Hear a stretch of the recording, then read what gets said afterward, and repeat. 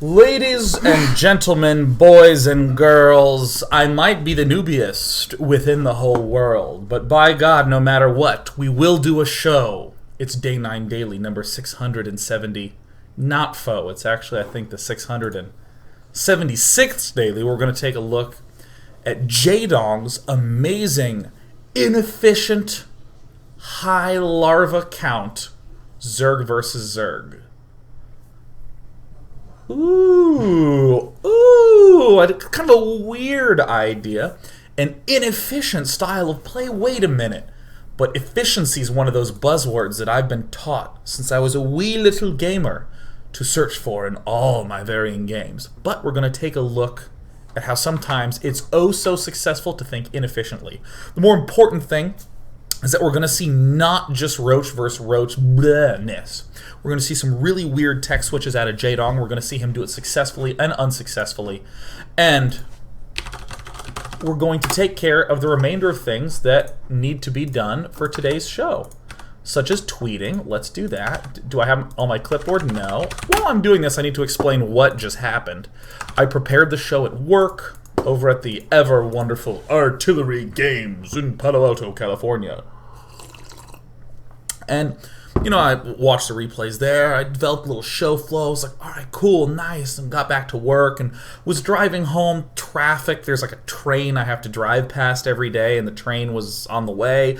All sorts of blah stuff, no problem. Showed up, was ready to go. On time, day 9. So fine, not a problem.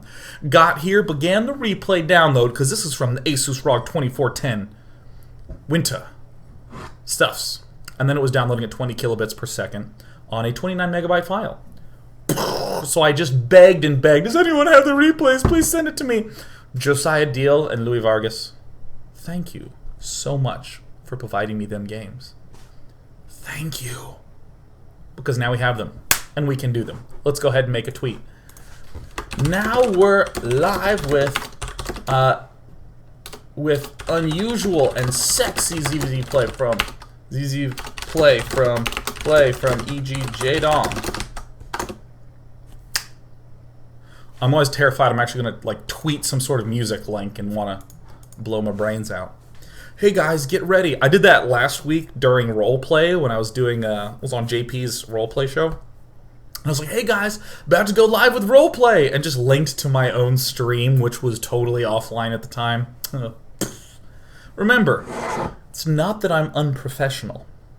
It's that I solve problems. Many nerds do not go live when I go live, which is why many nerds don't reach 676 episodes of a show. Ha! Oh. Let's talk about Zerg vs. Zerg and why you might hate it. You might hate Zerg vs. Zerg. You might hate it. You might think it's a big old pile of stinkers. Why is that? Well, let's state some of the other possibilities, like mutalisks. Man, spore crawlers deal a load of damage to mutalisks. 3 shots from a spore crawler kills a muta. So darn, we can't really harass very efficiently with those, it seems. What about... oops. Oh, come on, Light. Work with me. There we go. Well, other than the Roach, maybe what if we went for something like Hydra-centric early on? Well, no, because Roaches crush Hydras in small numbers. Lings seem to also get shut down by Roaches once I have the upgrade.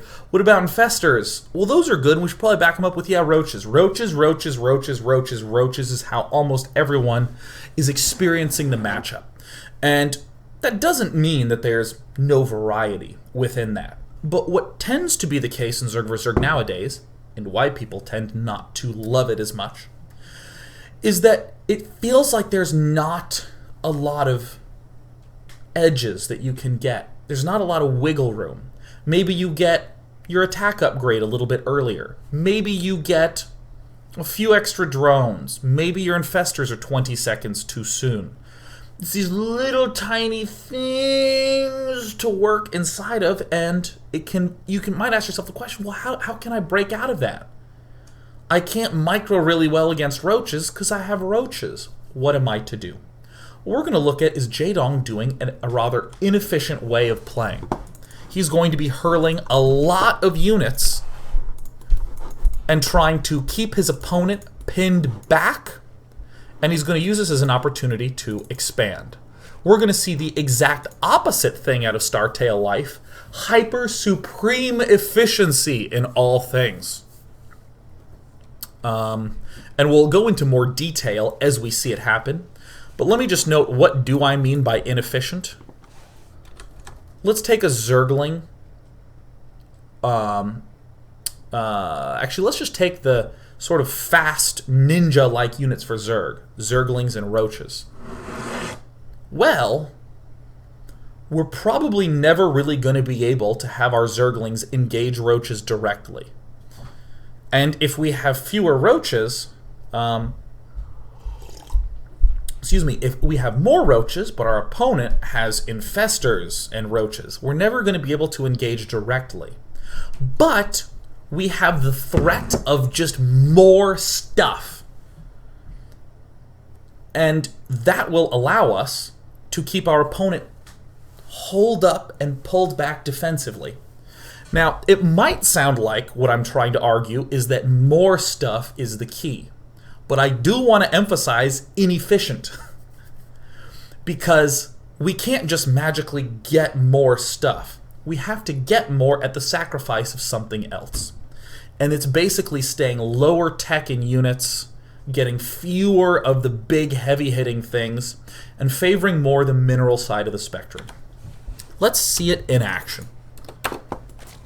So first, what we're going to see out of Jaedong is, in this game, he's going to do an opening that I would consider something that you could just, like, do. It's easy to want to read too much into the decisions as responses, but we're going to treat a lot of the decisions that Jaedong is doing in this game as just pre-game decisions. Well, he's sending his overlords out. All's fine and merry in the world. Yeah. He's doing an early expand. Everything's reasonable. This map is heavy rain, or as I like to call it, the narrow path map. Narrow paths everywhere. It's all narrow, narrow, narrow, narrow, narrow, narrow. So Jaedong's opening up with a hatch gas pool upgrade. Now, Zerglings are not really that great in direct engagements versus most anything in the mid-game. Jaedong is going to be applying pressure with these speed Zerglings, but he's also going to be doing a hell of a lot more with them. Excuse me.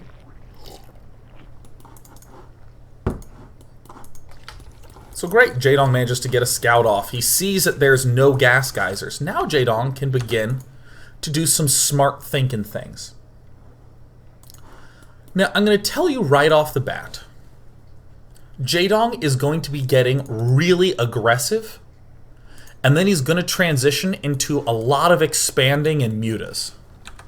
I'm going to tell you that, not necessarily because that's what Jaedong's just planning to do, just sort of bluntly in a vacuum, but so that way you can see the steps that Jaedong's taking right now, and how and why he ends up there. I just want to let you know what the end goal is right now.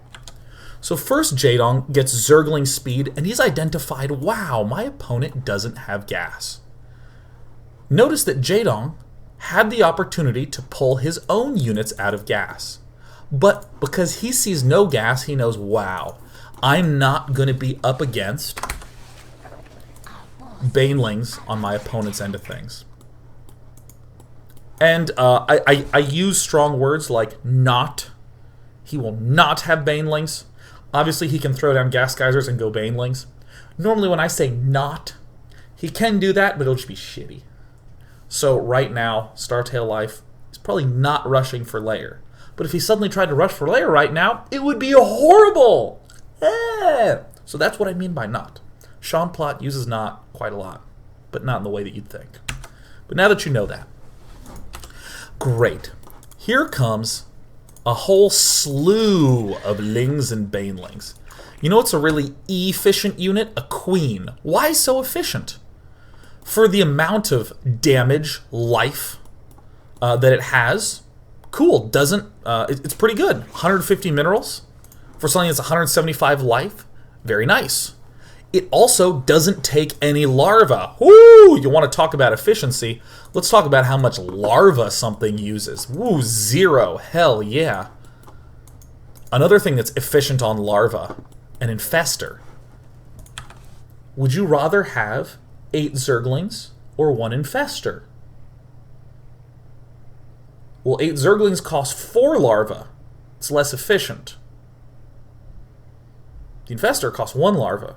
It's quite efficient. Starting to introduce you to these terms. Okay, nice. Baneling nest en route. We're going to see some real clever stuff out of Jaedong. There's kind of a forcing function over here on Startail Life. Because Life delayed this gas geyser, Life's going to be behind on things like speed and banelings. Jaedong just knows this based upon that first scout. So what do you know? Here comes Sir Jaedong, blasting out massive amounts of lings. Still scooting back with these overlords.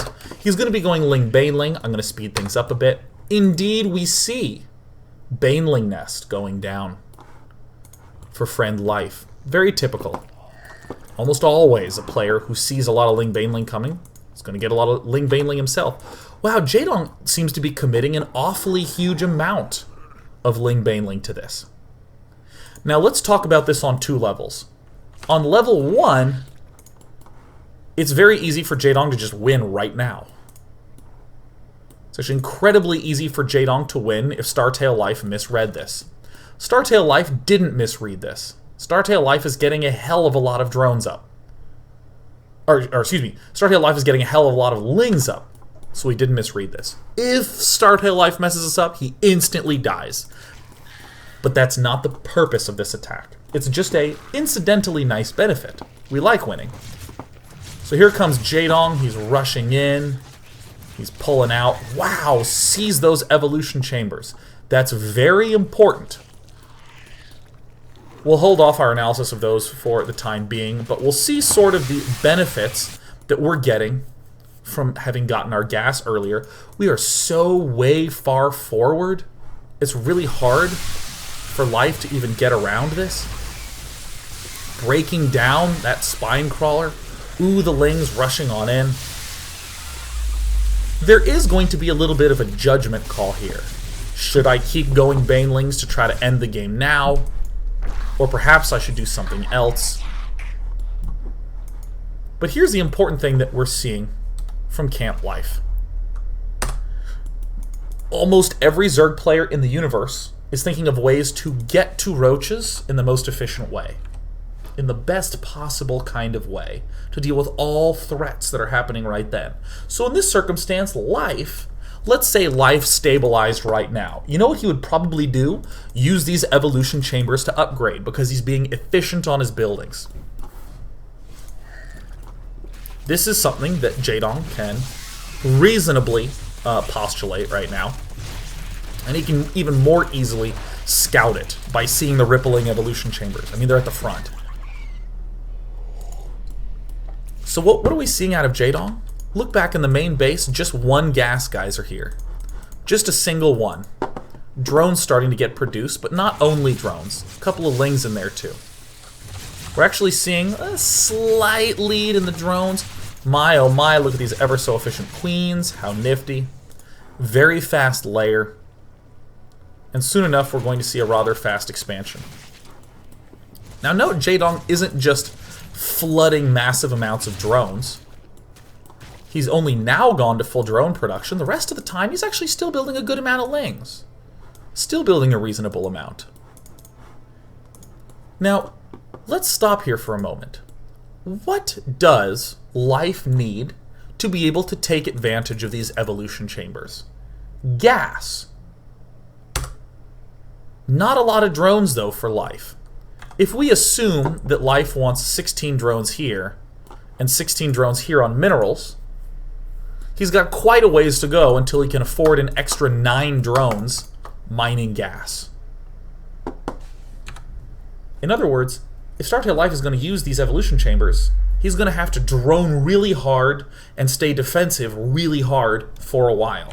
So let's see the way that Jaedong is going to take advantage of this. He's still building a kind of a surprising amount of Zerglings. Still making pokes surprisingly frequently. Look at him running that Zergling deep in there, getting that nice scout. All these other extractors popping up as well.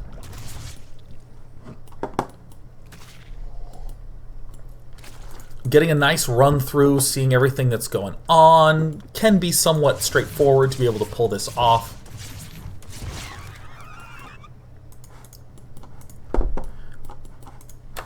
Alright, soon enough, expand, coming on down. Total map control, there's the Spire going down. Here's a Spine Crawler, just in case of Baneling counterattack. Not going too nuts.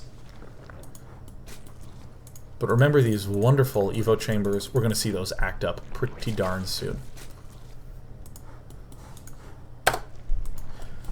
So, out of Jaedong, we're getting the opportunity to see something that we have not seen in quite a while in this matchup. A Spire in a really, really high-level game. And the reason is because, I mean, Spore Crawlers just shut it down so hard. Like, really hard. And Queens, another really efficient thing that can be made really easily. It's these Lings that are the awesome piece to all of this. I really want this expand to go down. Like, quite badly. So Jaedong's still being pretty cautious about checking.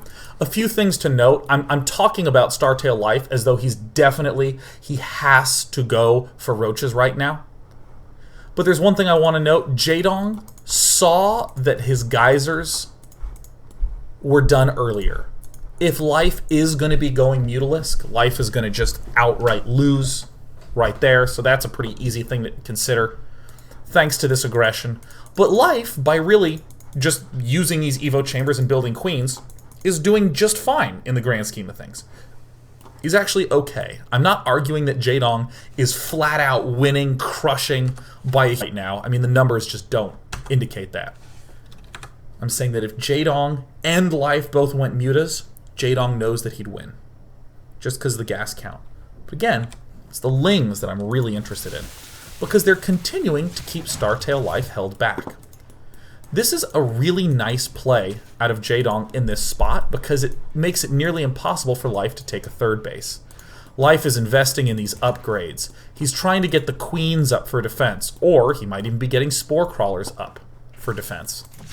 So this provides Jaedong the opportunity to expand with ease, to place his Overlords all around the map with ease. I mean, wow, just look at that gorgeous spread of Overlords. Yeah! And it's also going to allow him to just be right at the front gates. Look at Life's vision. Look at this ugly mini-map. Those Overlords are even going to fall down very soon.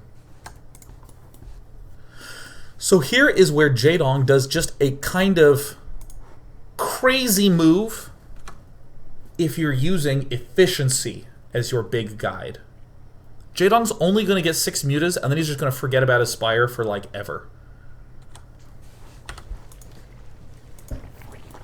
Here comes 6 mutas. Woo! Roach Warren and Evo Chambre coming on up.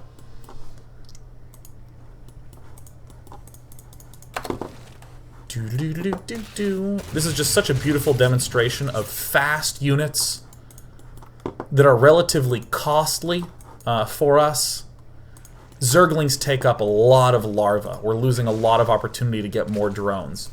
Mutalisks don't have good late-game utility. They're kind of only good in the present, and even then, with this number of Queens, what on earth are those Mutalisks going to be able to hope to do? What they are going to allow Jaedong to do is to start to get more bases up. And this is this weird idea of inefficiency. Most of the time when I say inefficiency, I'm talking about someone who's just going to be able to get a lot more bases and build more simple units. An example might be a player who's going 5 base, non-stop Marine production, versus a Terran going 1 base Marine medevac.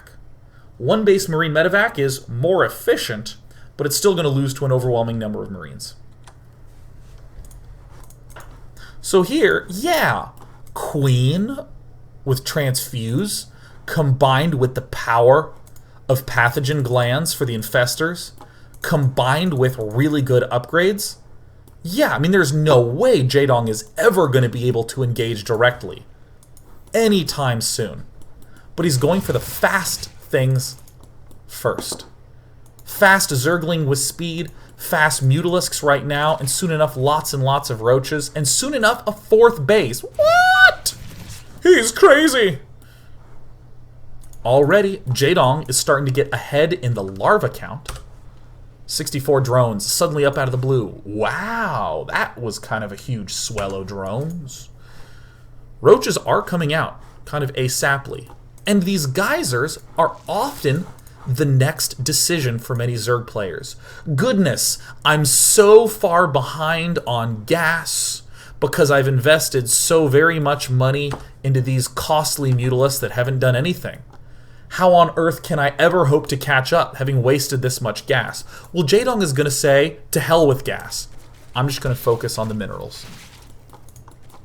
I'm just going to go get another base. And we see these Mutalisks poking in, trying to harass what they can.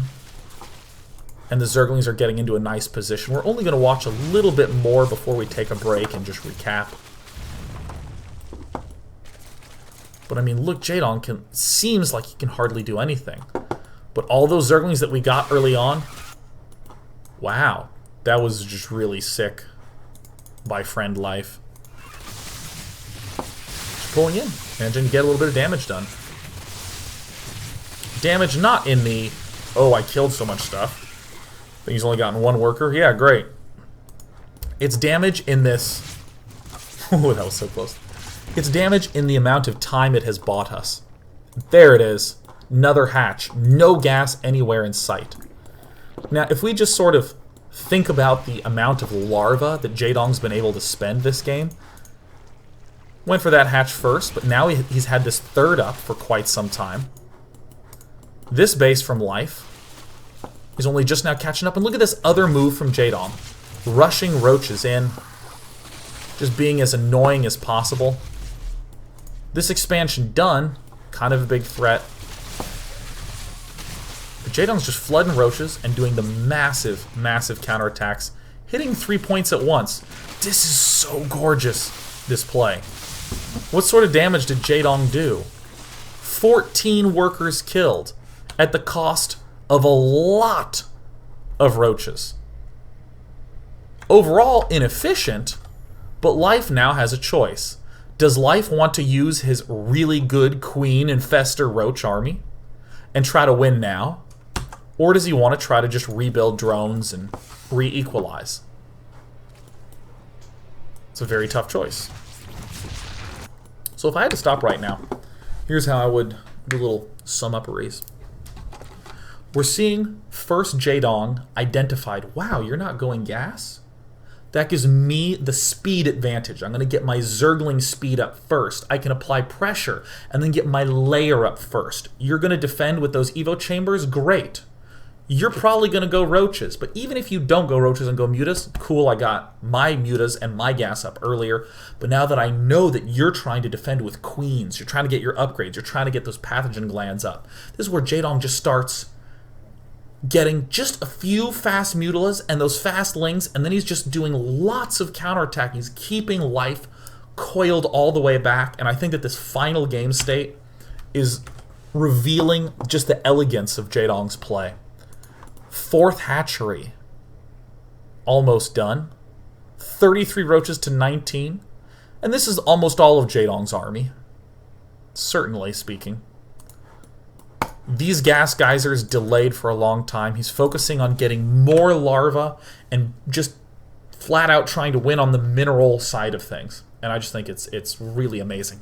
When we come back, we're going to see Jaedong. How is he going to be playing this out? If I had to describe a short theme to this game, it would be use aggression to expand behind and use counterattack and speed to continue to protect your own bases while you build up. And it's even okay in Jaedong's eyes to lose a lot of units in order to do that. But the question is, now that Jaedong has 4 bases, how does he follow it up? We'll find out in part 2.